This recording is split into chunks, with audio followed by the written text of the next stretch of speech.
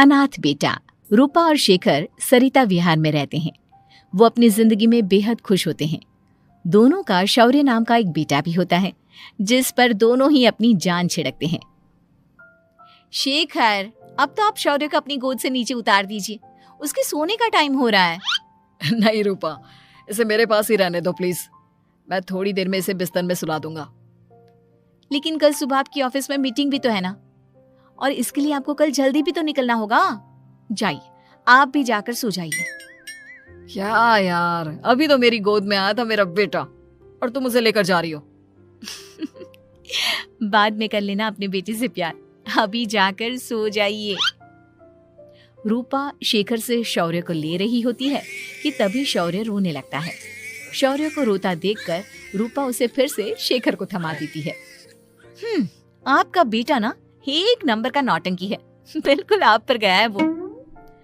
साफ बोलो ना, तुम्हें जलन होती है हम दोनों बाप बेटे का प्यार देखकर। पहले बड़ा तो होने दो तुम शौर्य को, फिर देखना वो सबसे ज्यादा मुझे ही प्यार करेगा। देखते हैं। ऐसे ही दिन बीतते चले जाते हैं और एक दिन कैंसर की बीमारी के चलते रूपा की मौत हो जाती है।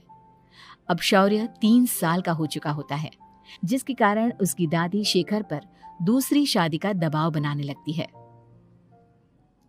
शेखर, शौर्य अभी बहुत छोटा है और उसे इस समय एक माँ के प्यार की बहुत जरूरत है। माँ, मुझे दूसरी शादी नहीं करनी। क्या पता जो दूसरी औरत आएगी वो मेरे बेटे को एक माँ का प्यार दे या ना दे। तो रूपा की छोटी बहन वैशाली से ही शादी क्यों नहीं कर लेता? वो तो शौर्य को एक माँ का प्यार पूरा दे सकती है ना। मैंने कहा ना माँ, मुझे दूसरी शादी नहीं करनी, और अपनी ही पत्नी के बहन से तो हरगिज नहीं।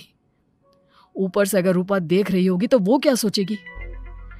अपने लिए ना सही, लेकिन तुझे शौर्य के लिए तो शादी करनी ही पड़ेगी ना बेटा। शेखर कुछ कहता उससे पहले ही अंजुमन उसे रूपा की कसम दे देती है, जिसके आगे मजबूर होकर शेखर शादी के लिए हामी भर देता है। देखो वैशाली, मैंने तुमसे शादी सिर्फ अपने बच्चे के लिए की है। मैं चाहता हूं कि तुम उसे एक माँ का भरपूर प्यार दो। शौर्य, आपके साथ साथ मेरा भी कुछ लगता है। अगर आप मुझसे शादी नहीं भी करते तब भी मेरा प्यार शौर्य के लिए कभी कम या ज्यादा नहीं होता। शादी के कुछ दिनों बाद ही शेखर की माँ की भी मौत हो जाती है। वैशाली शौर्य को एक माँ से भी बढ़कर प्यार देती है। शौर्य को लेकर वैशाली का यूं निस्वार्थ प्यार देखकर शेखर को भी उससे प्यार हो जाता है और कुछ सालों बाद शेखर और वैशाली का भी लड़का हो जाता है। लेकिन इसके बाद वैशाली का शौर्य को लेकर बर्ताव बदलने लगता है। वैशाली, मैं देख रहा हूँ तुम आजकल शौर्य का जरा भी ध्यान नहीं रख रही हो। मुझे पता नहीं था कि आदित्य के होने के बाद तुम इतना बदल जाओगी। आदित्य मेरा अपना सगा खून है और शौर्य दीदी का, फिर मैं दोनों में अंतर कैसे नहीं करूं? माँ भले ही दोनों की अलग अलग है, लेकिन पिता तो एक है ना। अगर मुझे पहले पता होता कि तुम इतनी जल्दी बदल जाओगी तो मैं कभी तुमसे शादी ही नहीं करता।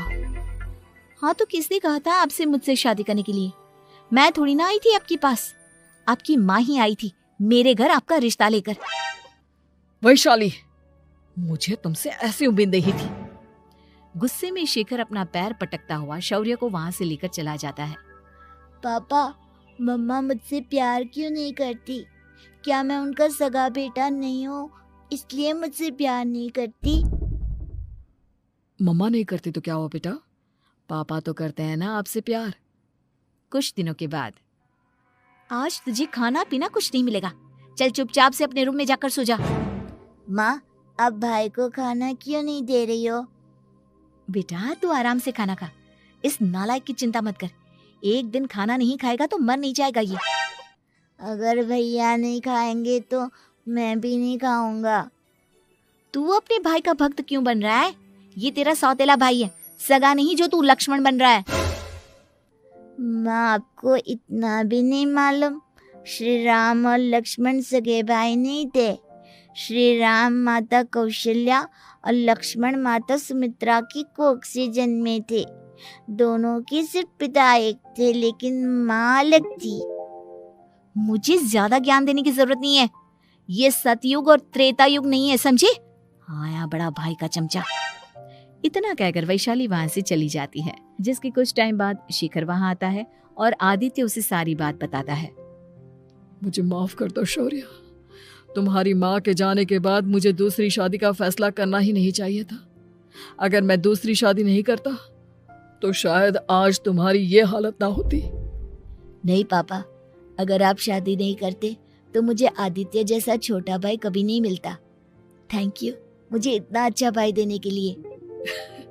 तुम दोनों हमेशा ऐसे ही साथ रहना, फिर कोई भी तुम दोनों का कुछ नहीं बिगाड़ पाएगा। चलो मैं तुम दोनों को आइसक्रीम खिला कर लाता हूँ, बहुत भूख लग रही है ना। शिखर शौर्य और आदित्य को आइसक्रीम दिलाने लेकर जाता है।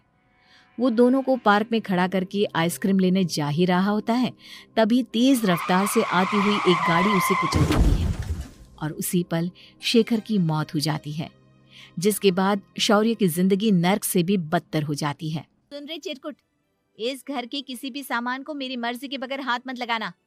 इन सब पर अब तेरा कोई हक नहीं है, समझा? ठीक है माँ, मैं आपकी इजाजत के बगैर किसी चीज को हाथ नहीं लगाऊंगा। चल जाकर अब पूरे घर की सफाई कर। महज 7 साल का शौर्य वैशाली के कहने पर अपने नन्हे नन्हे हाथों से पूरे घर की सफाई करने लगता है।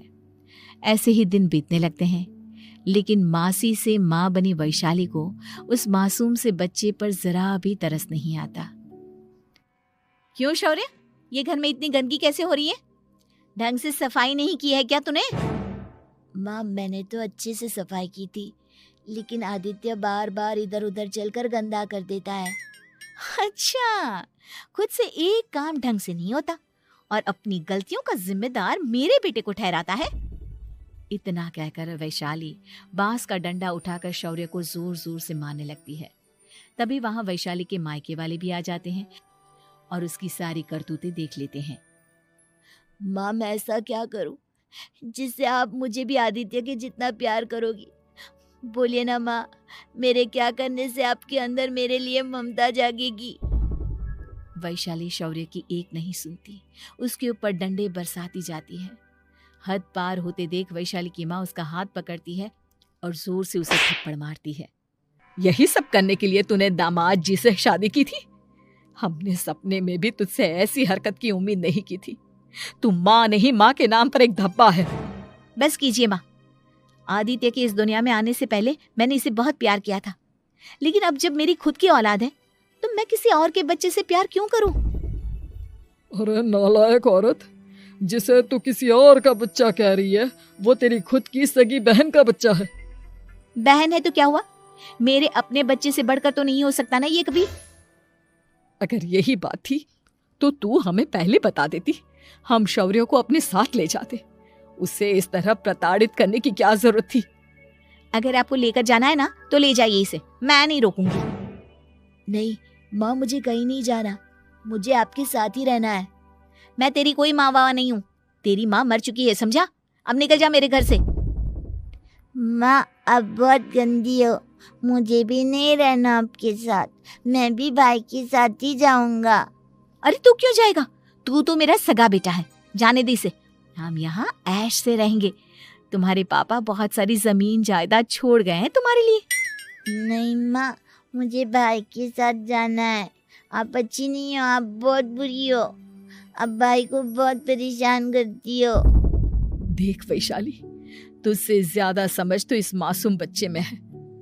ये तेरे बुरे कर्मों का ही नतीजा है जो आज तेरी सगी औलाद खुद से तुझे ठुकरा रही है। आदित्य, तुझे इस शौर्य ने भड़काया है ना मेरे खिलाफ? नहीं माँ, मुझे किसी ने भड़काया नहीं, पर मैं सब देखता हूँ, सब समझता हूँ। भाई बहुत अच्छा है, वो आपकी जैसा नहीं है। चलिए नानी। इतना कहकर वैशाली के मायके वाले आदित्य और शौर्य को अपने साथ ले जाते हैं और इस तरह वैशाली बड़े से घर में अकेली पड़ जाती है।